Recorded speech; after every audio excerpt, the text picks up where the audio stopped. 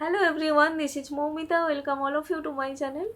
ICDS supervisor এই যে 2019-এর form fill up হওয়া থেকে শুরু করে আজকের অবধি 5 বছর তো পেরিয়ে গেল, কিন্তু এখনও অবধি পুরো রিক্রুটমেন্ট কমপ্লিট হয়নি। তার মধ্যে অনেক রকমের জটিলতার সৃষ্টি হয়েছে। কোর্ট কেস থেকে শুরু করে সিট নিয়ে টানাপোড়েন অনেক কিছু তৈরি হয়েছে। এবার প্রচুর ক্যান্ডিডেট যারা জাস্ট কাট অফের কাছাকাছি গিয়েও চাকরিটা পাননি, তাদের তো মনে হতেই পারে যে যেহেতু প্রতি বছর রিক্রুটমেন্ট নেই, একটা রিক্রুটমেন্ট হলে কবে হবে ঠিক নেই, এতগুলো পরীক্ষা দেওয়ার পরে জাস্ট চাকরিটা একটুর জন্য যদি পাওয়া যায়, অনেকেই জয়েন করবে না সেই জায়গায় যদি চাকরিটা পাওয়া যায়। তবে আজকের আমি বলবো কি, এই নন জয়েনিংটা কতটা এফেক্টিভ হবে, এর জন্য আশা করে বসে থাকাটা কতটা এফেক্টিভ হবে বা কি করা উচিত। দেখুন, এখন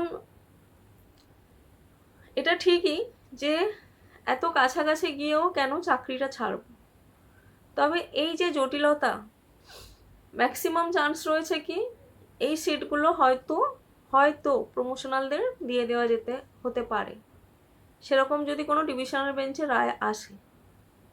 তাহলে এই আশা করে বসে বসে সময় নষ্ট করাটা আমার মনে হয় ঠিক নয়। তবে হাল ছাড়াও উচিত নয়, আমার মনে হয় এইটাকে সাইডে রেখে দেওয়া উচিত। সাইডে কীরকম, যে হলে তো খুবই ভালো, না হলে ঠিক আছে। তাহলে কি করতে হবে, যেটা করতে হবে, যাদের বয়স কমের দিকে, কম মানে কত, 30-এর কম, কারণ 30 পেরিয়ে যাওয়া মানে প্রচুর পরীক্ষার বয়স থেকে কিন্তু পেরিয়ে যাওয়া।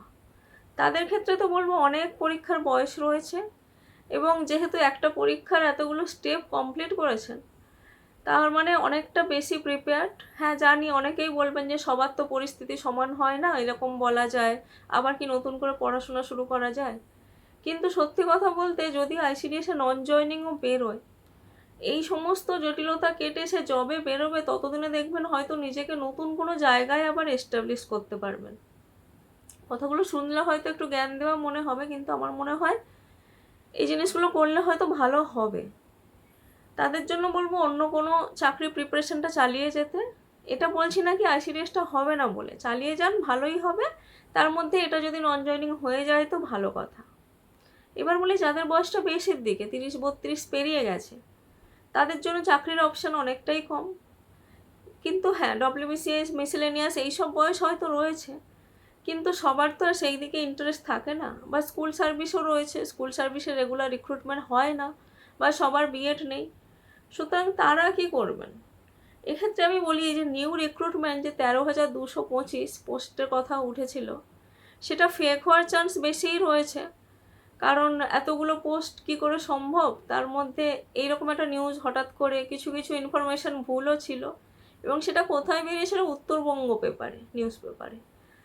সেখানে অন্য কোনো সোর্সেও বেরোতে পারতো।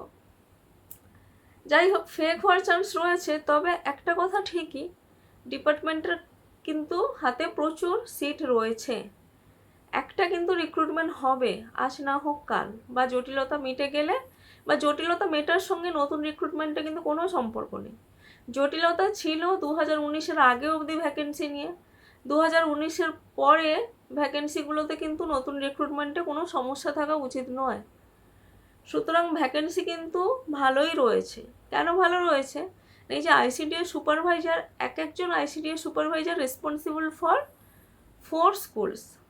সেখানে কিন্তু যাদের রিক্রুটমেন্ট জয়নিং হয়েছে এই অবধি, তাদের শুনলাম কারোর তো 4টে নয়, অনেক অনেক বেশি, 4টে থেকে অনেক বেশি স্কুলের দায়িত্ব। সেটা তো হওয়া উচিত নয়। আমি যতদূর জানি 4টে করে স্কুলেরই দায়িত্ব থাকে এক একজন সুপারভাইজার। সেখানে কার শুনলাম 16টা, কার 18টা, কার 20, আরও বেশি বেশি সব। তার মানে কি, এইগুলো তো ভ্যাকেন্ট বলেই তো একজনের দায়িত্বে এতগুলো পড়ছে। সুতরাং নতুন ভ্যাকেন্সি কিন্তু একটা আসবে।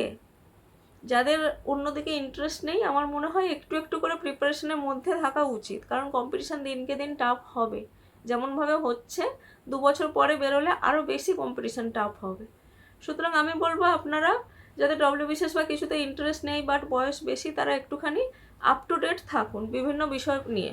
কারণ একটা রিক্রুটমেন্ট কিন্তু হবে, বাট হ্যাঁ ডেফিনেটলি 13,225 হওয়া সম্ভব নয়, এতটা ভ্যাকেন্সি নয়, তবে 4-5 হাজার হতেই পারে। হওয়াটা অস্বাভাবিক কিছু নয়, এবং সেটা হবে, কারণ এখনও ভালোই ভ্যাকেন্সি রয়েছে।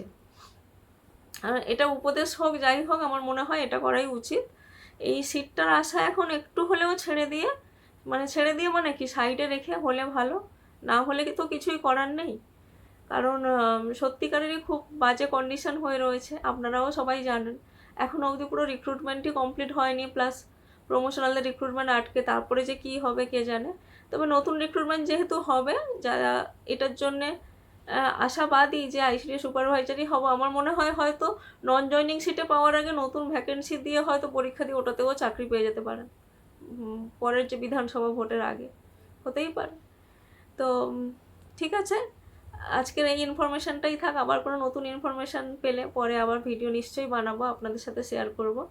সবাই ভালো থাকবেন, ধন্যবাদ।